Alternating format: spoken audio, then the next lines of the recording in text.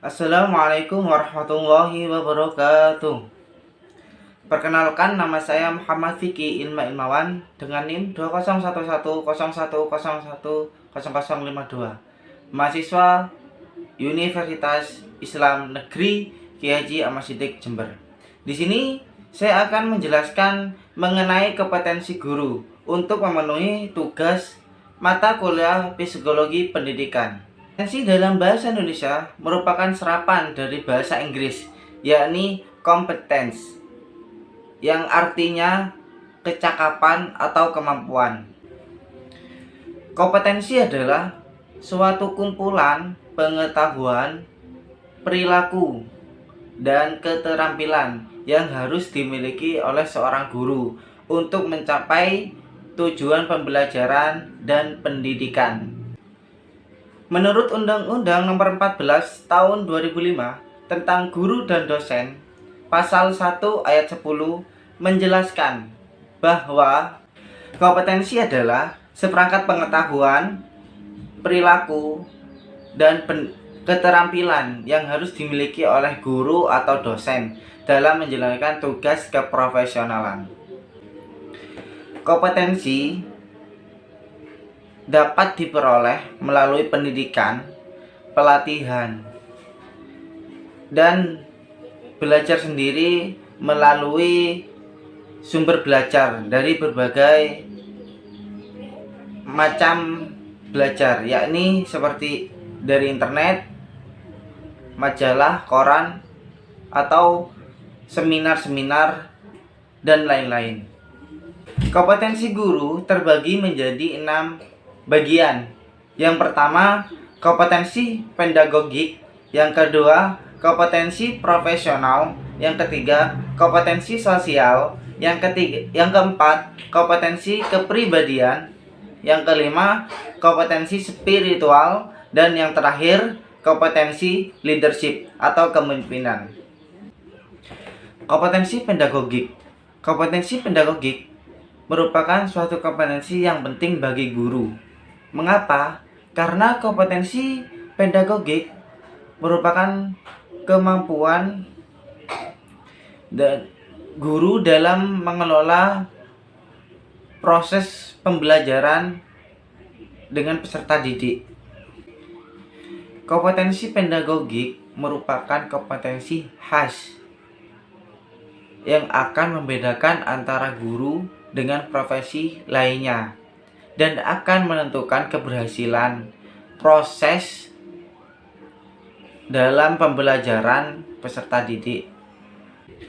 Dalam Peraturan Pemerintah Nomor 19 Tahun 2005 tentang Standar Nasional Pendidikan, Pasal 28 Ayat 3 butir A telah menjelaskan bahwa kompetensi pedagogik adalah kemampuan mengelola pembelajaran yang meliputi pemahaman terhadap peserta didik, perancangan dan pelaksanaan pembelajaran, evaluasi hasil belajar, dan pengembangan peserta didik untuk mengaktualisasikan berbagai potensi yang dimilikinya. Yang kedua, kompetensi profesional.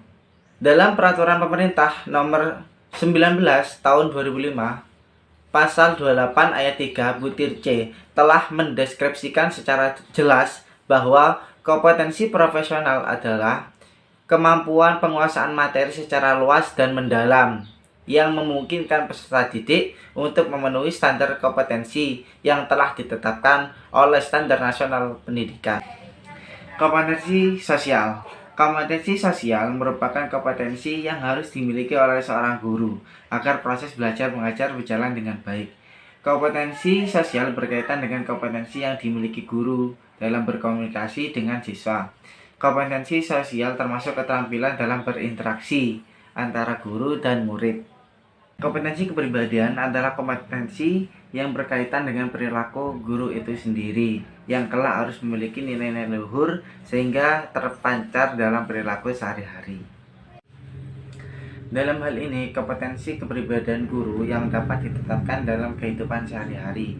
Kompetensi kepribadian guru mencakup sikap, nilai-nilai kepribadian, sebagai elemen perilaku dalam kaitannya dengan performance yang ideal sesuai dengan bidang pekerjaan yang dilandasi oleh latar belakang pendidikan, peningkatan kemampuan dan pelatihan, serta legalitas kewenangan mengajar. Kompetensi spiritual. Dalam hal ini, kompetensi spiritual tidak termasuk dalam 4 kompetensi yang telah ditetapkan oleh pemerintah atau yang telah dikuasai oleh guru di Indonesia. Karena secara teoritis dan yuridis, guru hanya memiliki 4 kompetensi saja, yakni kompetensi pedagogik, kompetensi profesional, kompetensi kepribadian, dan kompetensi sosial. Kompetensi spiritual seorang guru bukan sekedar menilai siswa pada pelaksanaan ajaran agama secara formal, namun lebih dari itu.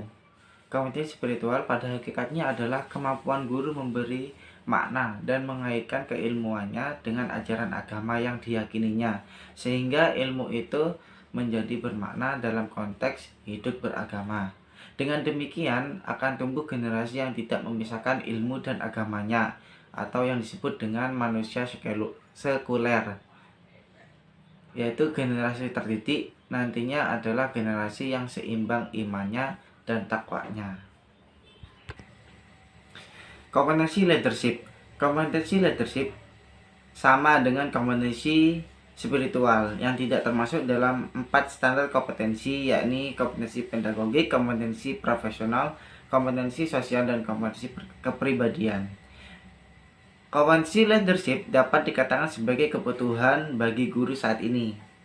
Hal ini dapat dijelaskan bahwa salah satu dari keempat komponen inti dapat saling berkaitan, seperti kompetensi sosial dengan kompetensi leadership, seperti pada saat guru berinteraksi dengan anak didiknya, dengan guru lainnya, dengan wali murid, dan dengan masyarakat sekitar.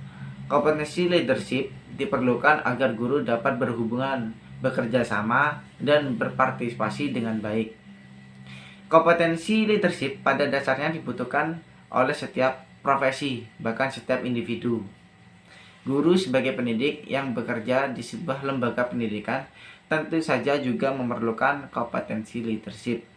Seperti contoh sederhananya adalah saat mengkondisikan peserta didik di kelas, kompetensi leadership diperlukan untuk mengarahkan peserta didik agar tercipta pembelajaran yang tertib dan kondusif. Sekian materi kompetensi guru yang saya sampaikan.